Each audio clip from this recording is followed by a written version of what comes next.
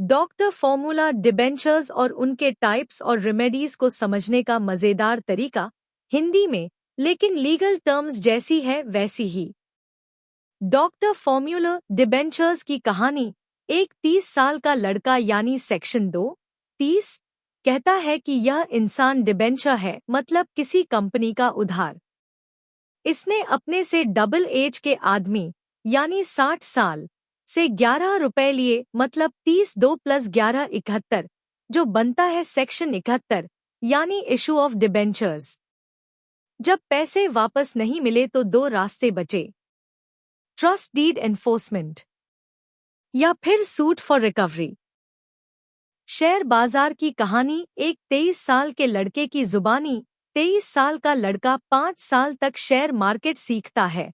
23 साल की उम्र में वो लड़का कंपनीज एक्ट सेक्शन 23 से सेक्शन 28 तक पहुंच गया, यानी उसने जाना कि कंपनी पब्लिक ऑफर करेगी या प्राइवेट ऑफर, और कैसे प्रोस्पेक्टस निकाला जाता है।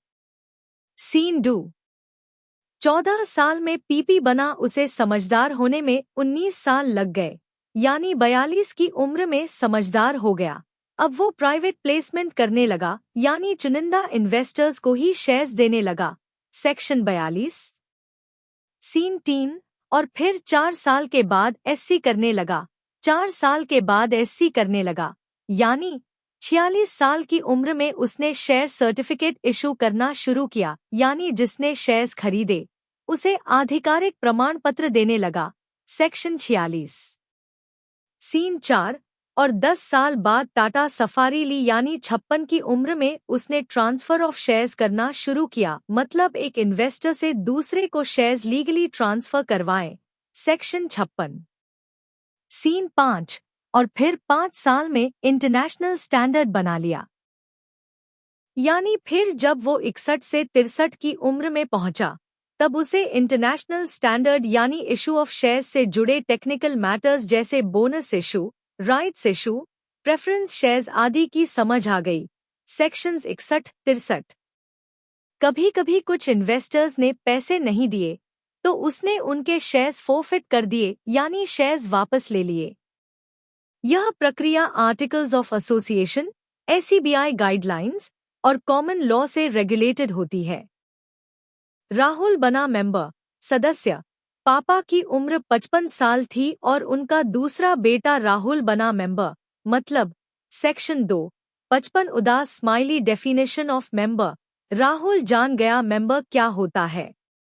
उसके दादाजी की उम्र 88 साल थी, उन्होंने मेंबर्स का रजिस्टर बनाया।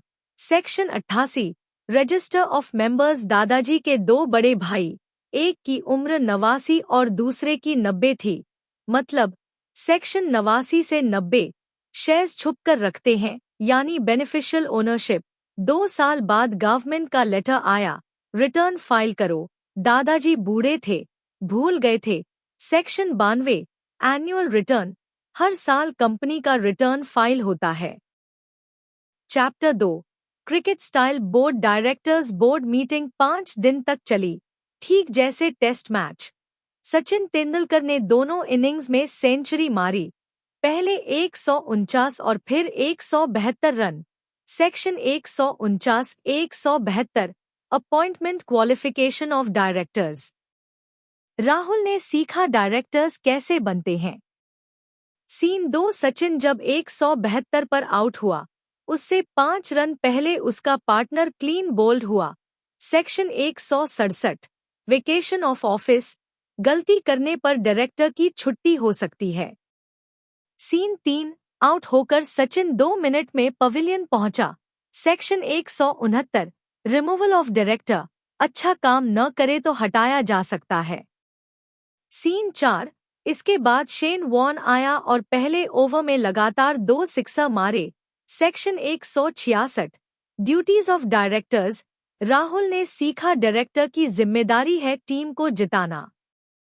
सीन 5 सचिन ने जब 172 रन बनाए तो पूरी टीम 179 पर ऑल आउट हो गई। सेक्शन 179 पावर्स ऑफ बोर्ड, यानी बोर्ड की पावर वहीं तक सीमित है। Board meeting. एक क्रिकेट कहानी के जरिए बोर्ड मीटिंग रखी गई। उसी दिन इंडिया ने शानदार बैटिंग की। एजीएम एनुअल जनरल मीटिंग वाले खिलाड़ी ने 96 रन बनाए लेकिन वहीं आउट हो गया। Section 96 AGM annual general meeting. फिर नरेंद्र मोदी मैदान में उतरे और उन्होंने 101 रन बनाए। एनएम मतलब notice of meeting. Section 101 notice of meeting. इसके बाद किरमानी खेलने आए। उन्होंने 103 रन बनाए। 103 मतलब क्वोरम पूरा हुआ। सेक्शन 103 क्वोरम। फिर मैदान में भी लक्ष्मण आए। 107 पर उनका कैच छूट गया और 109 पर आउट हो गए। Section 107 109 voting. We for voting catch भी वोट की तरह गिरा तो मौका गया।